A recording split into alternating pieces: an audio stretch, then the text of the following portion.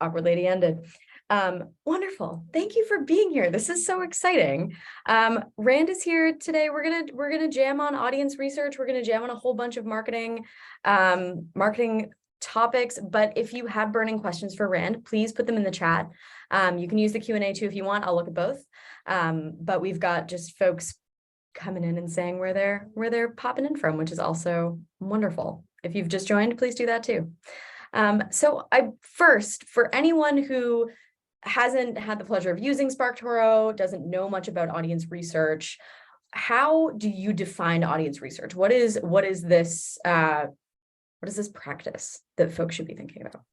Yeah, I mean, I think that audience research is, I like to think of it as a solution to existing problems. So hopefully you don't do it just to do it. I kind of hate, like, folks, I don't know if you're familiar with, everyone listening, like professional personas and how people do that in like product research and market research.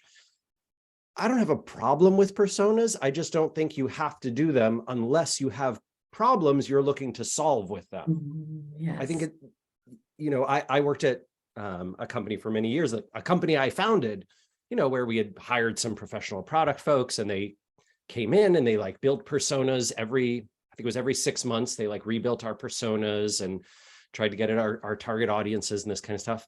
And I always had a sneaking suspicion that it was wasted work because it didn't do something. Like, they produced them and then they showed them to the whole company and they told the product and marketing team, this is who they are, but they weren't trying to answer a question. So I like the philosophy of audience research is here to solve a problem for you. When you say, hey, I'm going to be, we're thinking about expanding our marketing channels and we want to invest in YouTube sponsorships. Like, maybe we want to go direct to Google Ads and like choose some YouTube channels to advertise on, or maybe we want to find some YouTube creators and channel partners to organically distribute our message, or we pay them to be included, or we sponsor their webinar or whatever it is. Which ones should we pick? That's a great time to do some audience research. That is a great time to say, wait, I know what we should do. We should some combination of survey, interview, and get passively collected data at scale from the social web to figure out what our audience pays attention to. And that's a great use case for something like SparkToro, or we have a couple of competitors. I like bringing them up because I hate just promoting myself. So you should check out Audience with an S, and Helixa.ai. You can use SimilarWeb to do some things that SparkToro does too. The free version of SimilarWeb is dope. Like, it's ridiculous how much they give away for free. I love it. They're very philosophically like us in their free version. So anyway, you go to SparkToro, you say, okay, my audience, whatever, follows my social account, or they have these words in their bio, or they frequently post or talk about this particular word or set of words. Great. And then SparkToro will say, 16% of them follow this YouTube channel, 14% follow that YouTube channel, 12% are subscribed to this YouTube channel. Great. YouTube advertising targeting solved. So I think that there are folks who are like, you should just gain a deep understanding of your audience so that you have it in the back of your head. I'm fine with that. If that works for you, great. I like using it as a point solution. I have this problem. I want to solve it. Show me the data. Yeah. I think I'm a big fan of just the conversations with customers as often as possible, but you're not always going to get those details if you're having those, because you're not going to know that you're trying to solve for the YouTube sponsor thing. You might not ask those questions, and you can't have 25-minute phone calls every week necessarily. And so unfortunately, I think people, Sarah, are terrible. Like, surveys and interviews are great for some things, but terrible for questions like, which podcasts do you listen to, and what YouTube channels do you subscribe to, and who do you follow on Twitter and LinkedIn and whatever, what Facebook groups are you part of? You'll get a few answers. They can be indicative of interesting things, but they will not, like, to really get this, what you have to do is break into someone's house and steal their phone and get their unlock code, and then actually look at all the things they subscribe to and read and watch and listen to, and then aggregate that with hopefully 500 other people's stolen phones. But this is super illegal and unethical, so I would not advise it. The So great this part is not is legal is- advice. Like we shouldn't actually break into our customers' homes and steal their personal data. Okay, just checking. I'm just, This is I'm recorded. totally imagining one of Yeah. our listeners right now. Break into house, need to learn lock picking. Yeah. Like, No. Oh my gosh. but yeah, no, I don't recommend that. But what's great is YouTube's, if you go to any YouTube channel, you can see the subscribers. If you go to any YouTube profile, if the person has kept their profile public, it'll show you every channel they subscribe to. So if you just crawl that data, right? If you build a crawler to go crawl the data and you connect it up to the profiles of people you're pretty sure are your audience, if you figure that out from LinkedIn or Twitter or whatever connector network you want to use, you can get that data. It's just a pain in the tuchus. So this is your Yiddish word for the day, friends. Tuchus, it means behind. And you can use something that already crawls that data like SparkToro, which is handy. Quite handy. I love it. What kind of questions? So say you're a relatively early stage startup. What kind of questions do you think folks should be doing audience research around if they're coming up in marketing meetings? Yeah. So I think it a little bit depends on where you're going to be putting your energy and efforts. So if you tell me, hey, we're primarily, a growth marketing division, we focus on sort of paid media, algorithmic spend on Facebook and Instagram and, I don't know, Twitter, Reddit, YouTube, Google advertising, that kind of stuff. Okay, then the question to ask is, which social accounts does my audience follow? What groups are they part of? I really want to know interests, anything that I can put into Facebook or Google's ad targeting tools to narrow down my audience to the right people. And this is going to get way more important once third-party next year. So Yes. yeah, to be honest, I don't know. I have very mixed feelings. Like I feel like once third-party cookies go away, I don't know what the ad platforms are going to offer you, but I'm scared that it's going to be very, Wizard of Oz, man behind the curtain, like no transparency. And that's already started. Like some of the view through, like some of the stuff that's happened in the last year, I already feel like we're seeing that with we've pulled back our ad spend quite significantly because we're not able to target the way we were, and without third-party cookies, we're not going to be able to target at all. No, I think that's absolutely right. And the most effective advertising for a long time, at least in a lot of sectors of the economy, the digital marketing economy, has been retargeting, right? Someone visited our website, they took this action on our website. Now we want to go show that same device or that same cookied browser this advertisement, reminding them of sort of the next step in their potential journey with us. And that is not going to be how it works anymore. Google has this new idea, I think it's called Fledge, Flodge. I can't remember exactly. So the old one was Flock, right? And then people didn't like that, so they threw that away. I think the new one is Fledge. And the acronym is essentially like it's a federated list of people. So the idea behind it is, instead of your device visited this website, it's your device visited this website. So it goes into a group of people with similar behaviors, and advertisers can advertise against that group. And maybe you'll be in the group of people who see the ad quite black boxy. We're getting so far away from the kind of direct, I know for sure you have intent, I'm going to follow you around the internet until I get you to convert. Like that's gone.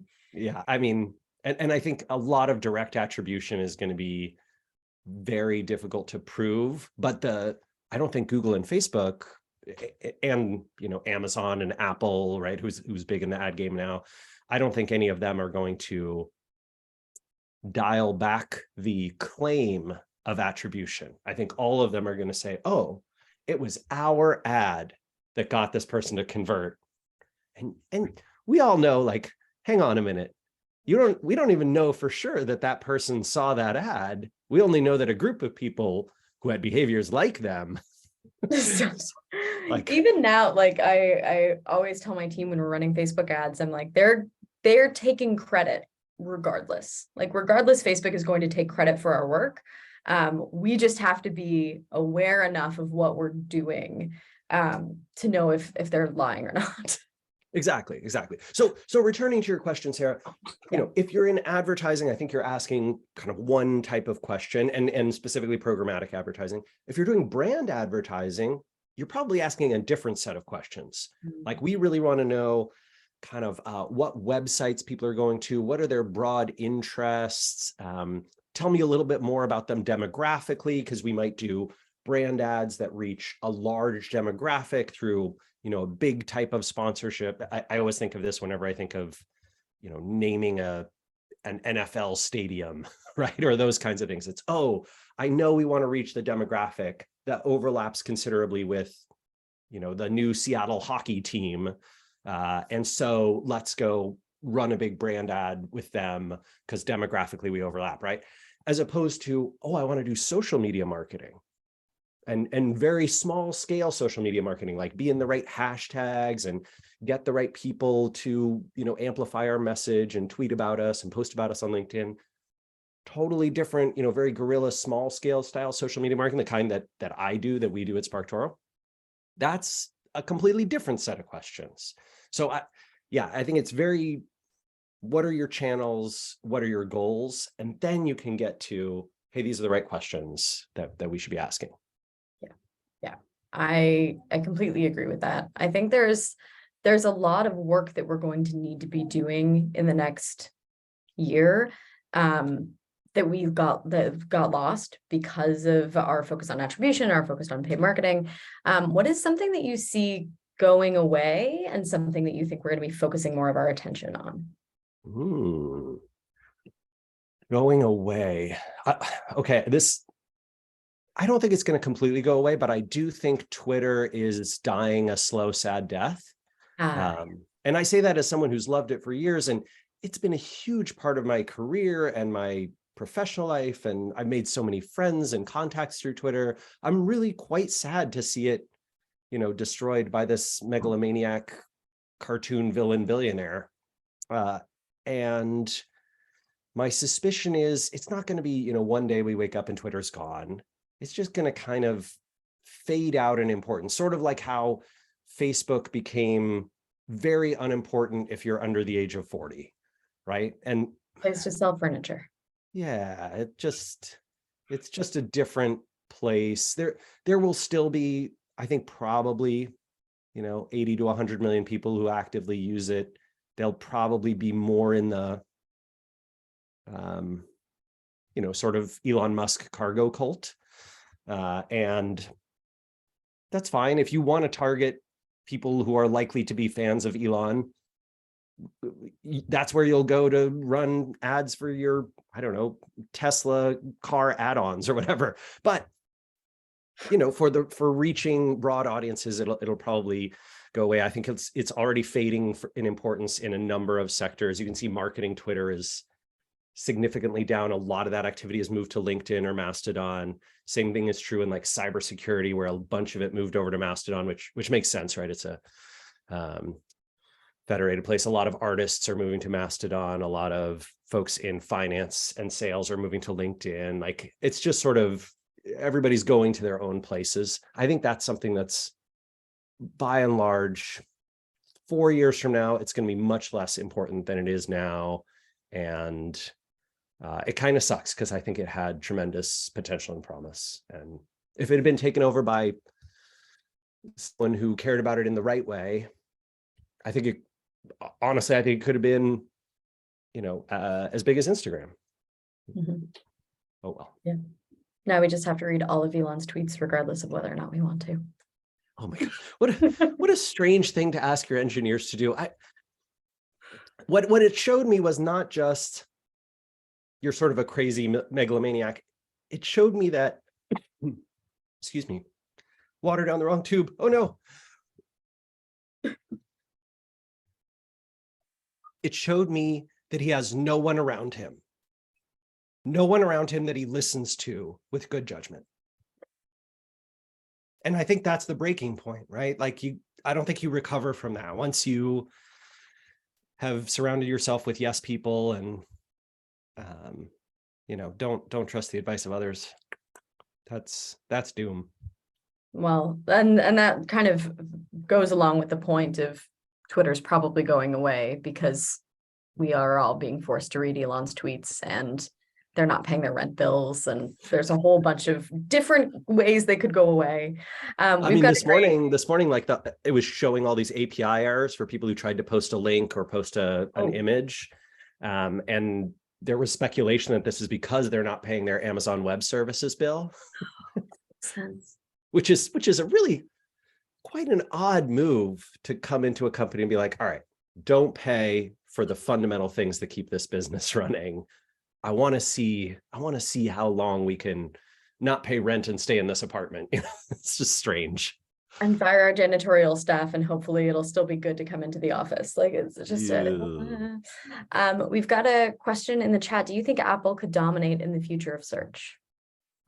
Ooh, search. So here's what I believe. I think that there have been many challengers over the last 20 years to Google, but the 95% plus market share has continued to stay strong. I think someone will disrupt Google with in kind of sector by sector, but I think it's going to be a very long time, possibly 2 more decades or longer before someone takes the web search crown away from Google. And that's just because Google has trained every human being on the planet who connects to the internet to search and expect results in the way they deliver them. So you might argue today, reasonably, that for some searches, maybe Bing is better. Like the results are better, or DuckDuckGo, the results are better. But it kind of doesn't matter, because what people are looking for is not better web search results. They're looking for Google web search results that look like what I expect. And the brand of Google, the UI of Google, the design, the familiarity of how that engine works is what's keeping people using it, much more so than quality of results. I think you could win on quality of results in 2005. By 2010, that game was kind of over. Yeah. So I don't see Apple being able to compete there. I think one of the things that could do Apple in is if they forced iPhone users to use their own search engine and couldn't use Google or something like that, which I don't think Tim Cook would do, but I could imagine someone, Elon-like coming into Apple and feeling that way. I actually think Apple's moves, while they've been much more evil of late, they have also been quite savvy, right? So they essentially use their hardware market position to build a powerful moat around their advertising business, which is expected to be in the billions of dollars. I think last year it already was, and in the years ahead, they're going to take more and more of a market share because they're able to track you on your Apple devices in a way that they don't let Facebook or Google or Amazon or anybody else do. Yeah, I'm just taking a peek. Oh. I mean, the antitrust thing, so Mike brings up an interesting point, right? Like the antitrust thing only works if you can show a monopoly. I think Google has the monopoly. So it'd be very hard to say, hey, Apple, you're using your monopoly in hardware, which they don't have, right? Like Android technically has a larger market share. It's just that Apple's more profitable selling to sort of, I don't know, mostly the 25% of wealthiest Americans and global wealthy people who, I don't know, who like their hardware, who like their devices. They are doing anti-competitive things, but in the US, at least, you have to prove a monopoly first. Yeah. I'm not 100% sure what you have to do in Canada. I was listening to Kara Swisher talk about is it Section 230 this morning. So it's there's a lot of interesting conversations happening. I don't know if anyone in the US government who has enough authority understands these issues enough to except for, I mean, I can tell you this. I'm going to try and reveal only what I'm allowed to reveal, which is I will say in the current administration and the current Senate, smart people in those in government are reaching out to people in private industry to try and gain a better understanding of it. And I've connected some people in government with some people in industry that I think are very smart and savvy on this topic and can speak to it well. So yeah, I see some, at least, actually, even this is like rare for me to do. I will give even some Republican senators who are interested in antitrust are willing to listen to smart people in private industry. I don't know. That's quite unusual, but I'll take it. Honestly, we got to take whatever we can get from that side at this point. Coming back to the kind of marketing core question, what do you think we're going to be spending a lot of our time on in the next couple of years that like we've been ignoring lately or haven't even dove in? I mean, I think that it's not even an evolution, it's like a revolution coming to analytics. And that's kind of half, it's a third because of cookie changes. It's 1/3 because of what I'd call all the privacy stuff. So the EU, California, Canada, other jurisdictions that are making privacy legislation and all the tech companies working around, all these things that are some of them are technically to help with consumer privacy, and many of them are under the guise of privacy to protect the monopoly moats, right? So like Google will lobby the EU to get GDPR into exactly a way such that no EU company could ever compete as an advertising platform globally, which is a weird thing to sign up for. I'm not sure why they, who agreed to that, but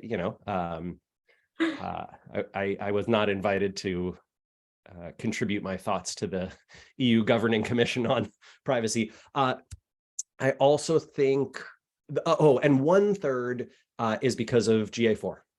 Yeah. Right. So look, I've tried to use it. I know a lot of people who have. If you're a professional data analyst and you're also familiar with Data Studio and you can write your own R queries and you are a very, very savvy sort of professional analytics player, I've seen some of those people who are fans of GA4. They like what it does and can do, and virtually everybody else despises it, just hates it. Feels like Google has essentially said, do you want to know how many website visitors you get and where they come from? Screw you. This product is not for you. You don't get to know anything. You'll never figure it out. Yeah, small and medium businesses, bloggers, just normal, average, everyday websites, the sort of 99% of folks who cannot hire a professional web analyst. This GA is not built for you. And the forcing off of Universal and onto GA4 is going to, partially cause this revolution. So all of these 3 things kind of combine to create this revolution that I'm talking about. And I think that we're going to be finding that it's a real, as Aparna said, a pain in the ass to build systems that prove marketing's value. And I really feel for folks. I think weirdly, the future of a lot of great disruptive companies, brands, startups will be folks who use their gut. Like they're going to be marketers who trust their gut and have executives who believe in the unmeasurable but high quality things that they do. And that's going to be how they win. And when you look at their attribution, you're going to go, but how do you know you can spend money on this PR campaign? And they go, I just kind of feel it. And it works, right? Because in a lot of those cases, the things that work are impossible to prove or are so much work to try and correlate to metrics that move the needle on marketing that you'll actually spend, months and years getting bogged down in proving attribution or proving lift rather than just doing the work. Yeah.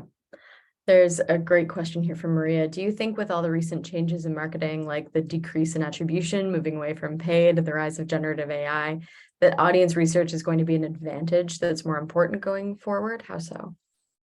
I mean, so let's see.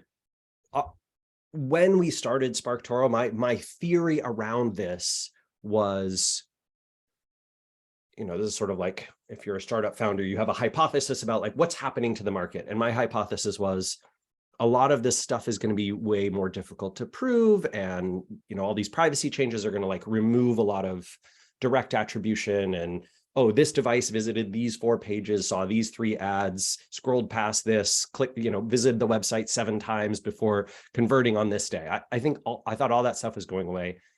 And my theory was this will make it way more important to know, well, broadly speaking, which websites does my audience visit and which social accounts do they follow and which YouTube channels are they subscribed to, and tell me which hashtags they use and tell me what words and phrases appear in their, tweets and LinkedIn posts and Mastodon posts and, whatever. I think that stuff is hugely important. But I mean, in a way, if you asked me, was that less important 10 years ago? I don't think so. I think audience research has always been incredibly important. We just kind of haven't done it because it never was a part of the digital marketing stack. Like I can't even remember someone using the words audience research, in the 17 years that I was at Moz. It wasn't really there. There was persona building, but that was kind of the only thing. So I think unlike PR or SEO or PPC, someone mentioned like, I keep using all these acronyms: SEO, search engine optimization, PPC, pay per click advertising, PR, right, public relations, CRM, customer relations management, like all these different things that marketers are trained to do. We just didn't have audience research on the list. Like it wasn't there. So going forward, I hope it will be. That's obviously part of my job, is to make it important to people who find it valuable. But yeah, Sarah, you know this about me, like the weird thing, right? Moz was like, okay, how do you become a $1 billion unicorn startup? And SparkToro was like, whatever size it gets to is great. We can be small forever. We don't have to grow. This is what, well, we obviously Growclass, we want to grow, but not VC backed. We just like people, and it's really hard to build good things for people when you've got important, powerful people breathing down your neck telling you to just take their money as fast as possible, which is not, especially an education company, that's not in line with our values. So we said no, thank you. Yeah. And yes, Ashley, I really agree with what you're saying there, right? Audience research is very time consuming, especially historically, right? The surveys and interview process, well, I find it incredibly valuable. Like, Sarah, you talk to customers every week. I do too.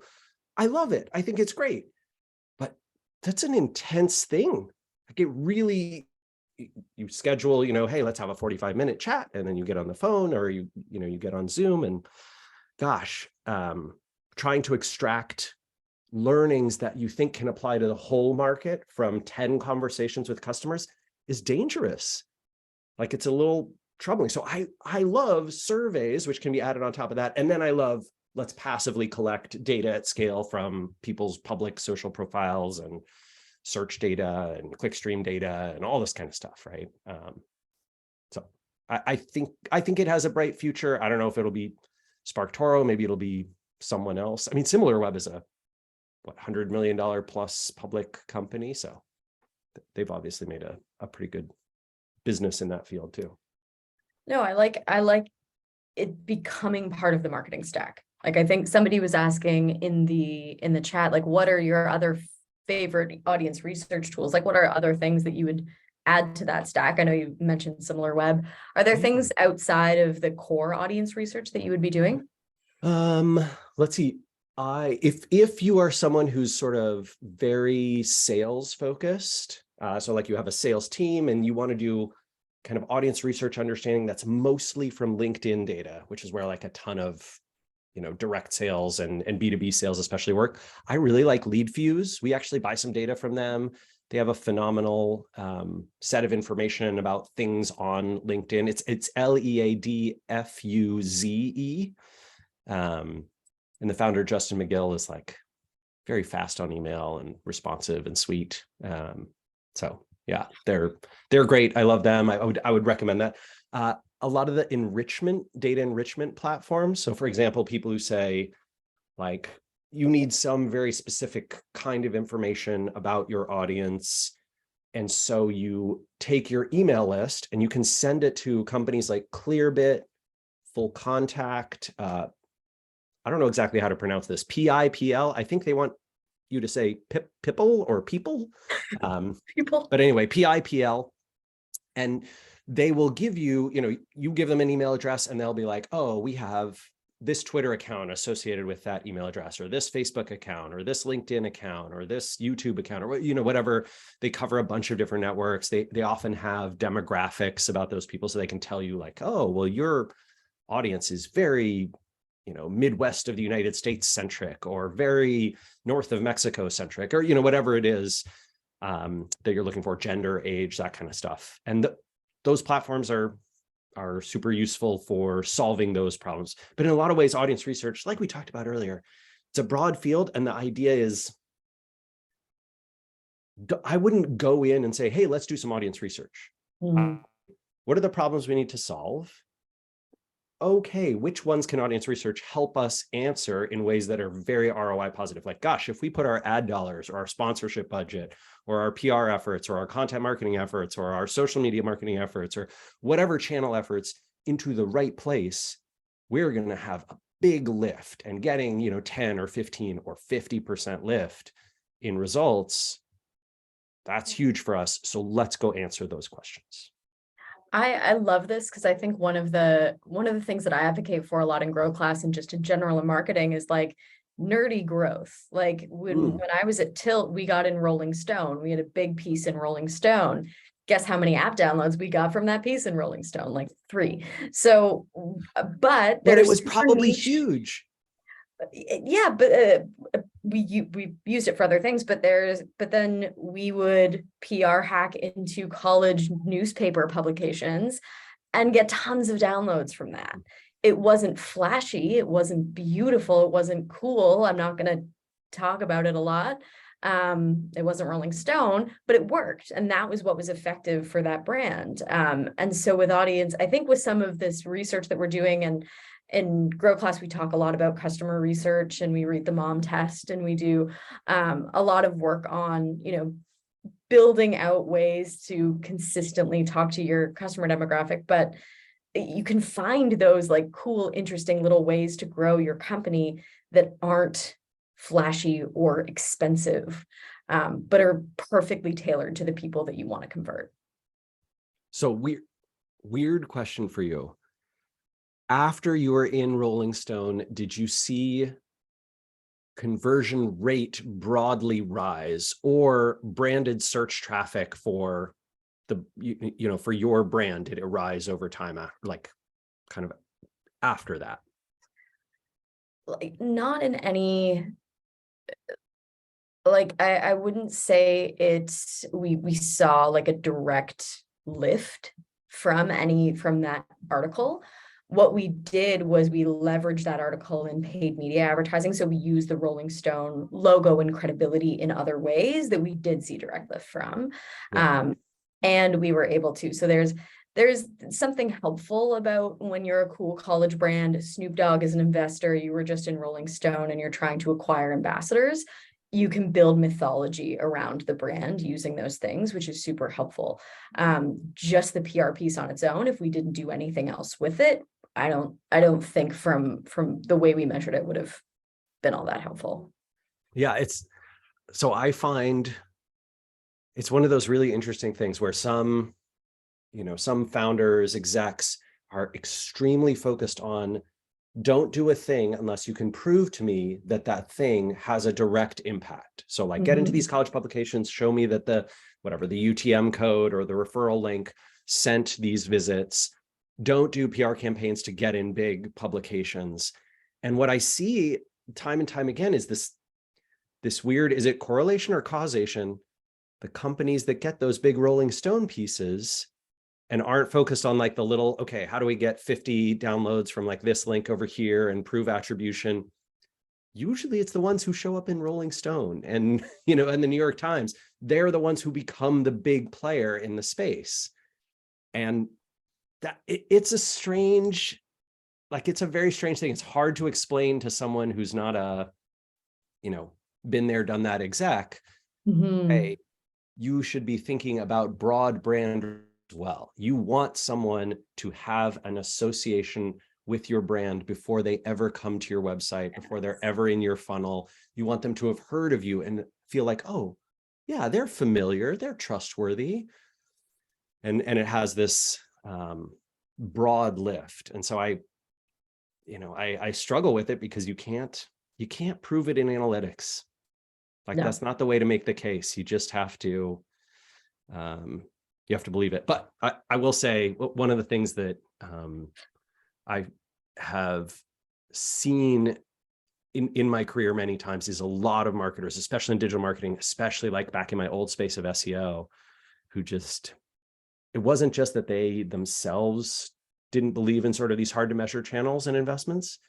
It was that every client who hired them expected them to be able to show their work. Yes. And then there was like the, brand advertisers at big advertising agencies who charge a ludicrous amount of money and where spend is absolutely enormous, often 50 times what you're spending on paid search or on SEO. And they're usually helping the biggest brands and the winners in the spaces. And you have this like, is this a chicken and egg thing, or is brand the way to win? And whereas I would have argued all day, I stood on stages, Sarah, for decades. I stood on stages and told people, look at these idiots, trying to pitch Rolling Stone and trying to get an ad in the New York Times and trying to sponsor the Super Bowl ad. And they're idiots. They foolishly spent $2 million. Look what I can do with $2 million of spend on SEO and PPC. And now I'm like, yeah, SEO and PPC were probably the dumb move. they all the companies that we were helping, like, they did fine. Like, they got their return on investment, return on ad spend. And the brands that advertised on the Super Bowl, why are they doing 100 times more revenue than us? Wait a minute. Interesting. And you can see it in my face. I'm like, I'm incredulous. I'm like, the focus, I worked on two companies, one that focused on kind of nerdy, scrappy growth, and the other that focused on big, flashy, like, we're doing a tour with the Chainsmokers growth. And one sold for $500 million and the other one didn't. And it was the opposite of the trend that you've seen. So I think I think spending a lot of money shows you have a lot of money in the bank, and therefore potentially you're going to win in the space because you have money to spend on the $250,000 fail project, whereas like the other company doesn't have that money just to take that moonshot. So I don't know. I don't know if correlation is causation, but I do think I think that like aggressive growth marketing in terms of like, let's make sure everything is so attributable that we don't spend a penny on anything. We don't know exactly where that penny is going. You're not going to be able to do that. And you never were able to do that, really. So it's a lot of like bros talking in acronyms at each other. And for me, I having a deep customer understanding, knowing where people are going to hang out and show up and what they care about, what they value, and having a good product. And then, focusing on some of the pieces that we're talking about with audience research and brand building.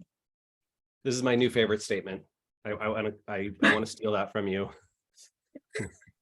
We have a no acronyms rule in Growclass, which I think is probably why someone in the chat, because I forgot to tell you about this and previously, which is my fault. That's Growclass merch. We actually have a t-shirt of a potato that says Brotato. If anyone wants a Brotato t-shirt. That's a good one. That's available now. Does anyone have questions? Please toss questions in the chat. I think there's one that I might have missed. Okay, no, we've got a tech stack question. Chuki has an awesome, like very Chuki question that makes me so happy. What is better to select a result on SparkToro, Spark Score or the engagement score? It's like a very in the weeds SparkToro question, and I love it. I think it's neither of those. I know this is so weird, right? Those are like our branded metrics or whatever, and they're useful for certain things. Like engagement tells you, generally speaking, when this account posts, it gets higher or lower engagement than the average for an account of its size. But I think percent of audience is where it's at. I would use percent of audience for virtually everything in the app. That's how I always keep my default sort on percent of audience when I'm using it or helping customers out with it, because it's super simplistic. Like, it's essentially affinity. It's saying this group, 12% of the 5,000 people we sampled who matched the criteria you searched for have this behavior that you can see on their public account. Like, if you were to go to every single account that matched this criteria, go manually to LinkedIn and search for the job title and role, go manually to Twitter and search for, and you looked at what they all followed or what they all posted about or what they all read, you would see that same behavior in that amount. And to my mind, that's like the gold standard of metrics. Like, it's easy to prove, you can validate and verify it. It is super straightforward. You can explain it to anybody, right? You're like, oh, well, 21% of chemical engineers in the UK read this CH2EM publication. They follow them on one or more social channels. So probably we can reach about a fifth of our particular audience if we get into their, get into their system. Like, that's what I'd recommend using for most things. And then Spark Score and engagement, I would think about as more additional metrics to add on if you're trying to decide between different things, or if you're prioritizing things that have very similar percents of audience, that kind of thing. Amazing. Wonderful. EMW, thank you. He's in the weeds. Appreciates you getting in the weeds. EMW has a great question. What is your advice to mid-career marketers these days? Specialists, generalists, management? How do people career-proof themselves in this market? It's such a weird time because there's lots of layoffs in tech, but then in the broader economy, like, every other company is hiring. We've seen, I think we haven't had an unemployment rate like this since the 1950s in the United States. Really low. Yeah, ludicrously low. So there's lots of competition for jobs and roles and positions, but also lots of people who kind of believe through the press and media that we're in a recession, and so they should be underpaying. It's difficult. Here's what I would say, like the two best things to future-proof almost any career. Gosh, I can't believe I'm giving advice this broad, but I think it works. First one is specialize in something and get known for it, right? If you become known for being the person who is, and I would go pretty deep, right? So, when I started my career, SEO was a deep, cut into marketing and, technical marketing. Now SEO is not, like, I wouldn't tell you to specialize in SEO. I'd tell you to, oh, do you specialize in SEO for e-commerce for brands doing between $1 and $10 million in revenue? Aha, like, oh, the small to mid-sized startup in e-commerce, you have to talk to this person. They know their stuff. They're the best. They've helped this company, this company, this company, right? That's where I'd try and get known. And by getting known, I mean, as tempting as it is to just quietly be good at your job, you got to be a little loud about it. Yeah. You're especially in marketing, marketers are expected to know how to market. And if you can't market yourself, there's this belief that you must not be good at marketing anything else. Yes. So, which is not necessarily true. I know plenty of marketers who are heads down and they're quietly doing a great job. But if you're asking about future proofing, put 5 or 10% of your time into marketing yourself. You can often do it with your existing clients or business, or even if you're in-house, right? Saying like, hey, I think we should go to this event and show off this cool thing that we're doing. And by getting on the stage, like, I'm going to meet a ton of people, I'm going to improve our results. Like, give me the budget to go to this conference and speak there. They're going to pay for my ticket anyway. Like, do it, right? Get on that stage, join that webinar, be a guest, post about your amazing results on LinkedIn, like, do that stuff. The second thing I'd urge you to do for future proofing is networking. which I know I hate that court game. Like I hate what the classic definition of networking is, but I love making friends, right? Like Sarah, when you and I had an amazing conversation, it was just the two of us, like 6 weeks ago, 8 weeks ago. Something like that. Yeah. Yeah. I don't Yeah. know. Now we're buds. Like it's not have to like network. You can make friends. go find your people. Yeah. Right. Like in whatever way you want to do it. You want to, acronym bro out. There's Twitter's great for that, right? You want to there's a lot of places that are good for that. Most of the internet is your playground. Right. I mean, if your thing is, building your network through video, there's options for that. If you're a private, quiet emailer, there's options for that. If you're good at LinkedIn networking, you can do that. If you're an in-person networker, there's lots of events. So many, many options exist. I would just say those are my two things that I do. I told Rand this when we chatted a couple of weeks ago, but EMW knows this because you're a phenomenal networker and you're incredible in our community. The Trojan horse of Growclass is like, we just want people to make friends. Like we really just want people to feel a sense of belonging and to find people who can help them, not just with their career, but just, jam on a coffee sesh. I land in your city, we have lunch. Like that's, for me, is the most rewarding part of this work. And I know you. Oh, thanks, friends. And I know EMW. No, that's why core. I was so excited when we chatted. And once you shared, sort of that was your philosophy and the mission of Growclass, I'm instantly a fan, right? That's exact. And it's great for two things, Sarah. Like one is attracting the people that you want to attract, right? So like building those friendships, building the relationships with like your kind of people.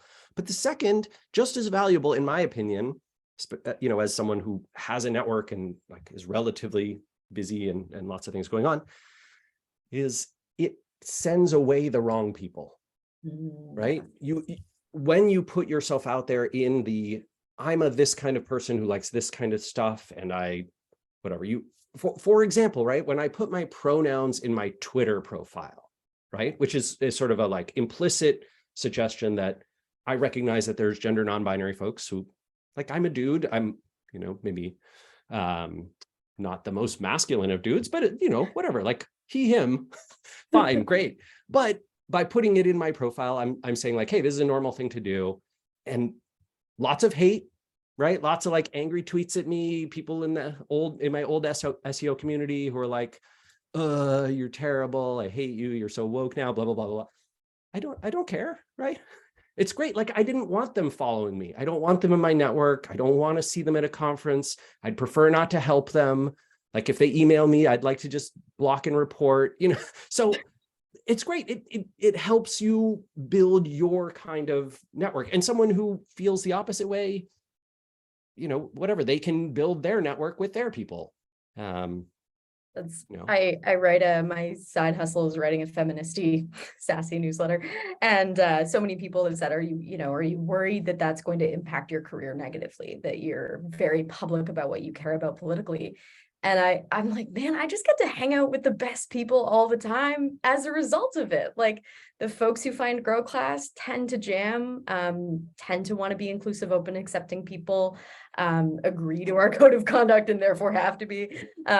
So I'm really lucky that because I turn off some people, I don't have to work with them. I just get to work with the best people, the people who are in the chat right now. Like the best people on the face of the planet are part of this. And if I was very coy about what I care about, I don't think they would have found it. Yeah. I also think there's sort of why do I work? Like, why do I have a career? What am I trying to accomplish? And look, financial progress and success and sort of, especially in the United States where there's no social safety net. Yes, that's obviously of critical importance. But there's also a huge piece of it that is, I would trade some amount of extra money that I might make for a network of people that I really like hanging out with, and a job that I love, and a supportive community around me, and people that give me energy rather than sap it from me. I mean, Yeah. I would urge you to think about what that, maybe there's no number for you, right? And money's the only thing you care about, in which case you're probably not on this call, but you might be. But I would just kind of think about that philosophically and have a discussion with, whatever your partner, family, people in your life, and see if there's some ways to optimize for those two things together rather than just the one. Because I think late stage capitalism has kind of optimized us to think about only one. Yeah, it's a little bit of a brain disease slightly. Mike has one last question. I think that's probably all we have time for. Related to the career question, how do you get out of a specialization when you feel stuck in one and you don't enjoy it? Yes. Oh, I love this question. Okay. So my big suggestion is, I've seen a lot of people do this, like they take a left turn in their career and they go in a completely different direction. And it starts in a way that feels weird to people who follow and are connected to them. And a couple of years in, it's just normal. Yeah. Like it normalizes much faster than you expect. Gosh, a good friend of mine who was in SEO. I hired her as Moz's SEO, Brittany Muller. So, like deep SEO person. She'd been in an agency. She'd run her own agency. She came to Moz. She was like the face of Moz. She did a lot of Whiteboard Fridays, did tons of conferences and events, all this stuff. And then she developed a huge interest in AI.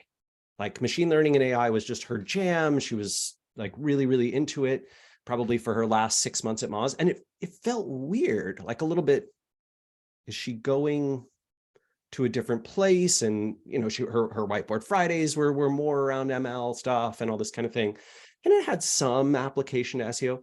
And then she joined Hugging Face, right, which is like a big AI company, one of the biggest ones outside of like OpenAI, and became like a public face for them, and now is doing her own thing in the ML field.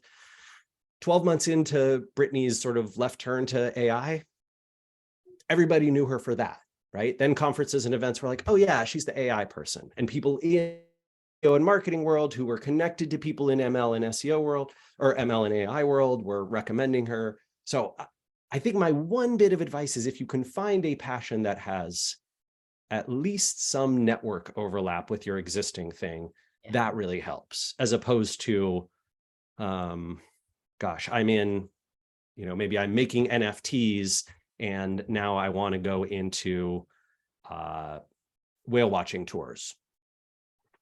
Like, oh, that's pretty tough. You can do it. Like, I'm sure you can get into it. I had an SEO friend who became a fishing tour operator in Miami.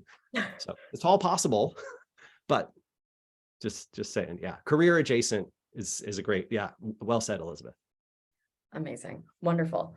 Thank you so much for joining. We're ending on a weird note, but a great note, because I do think that if you are doing something that you are not happy with or excited about, take a hard left. Like, it's a career path thing, not a career map thing. Like, absolutely. I mentioned to you, Sarah, Geraldine and I are making a video game. So like exciting. On the side, just because it's a passion and something I wanted to do. And so we're working with an agency or a team out in California and making a video game. The world is far more accessible than you might think. A lot of it is the courage to take the leap. Yeah. And you can have a really interesting career if you just follow things that you care about instead of worrying about what other people are going to think about them. Absolutely.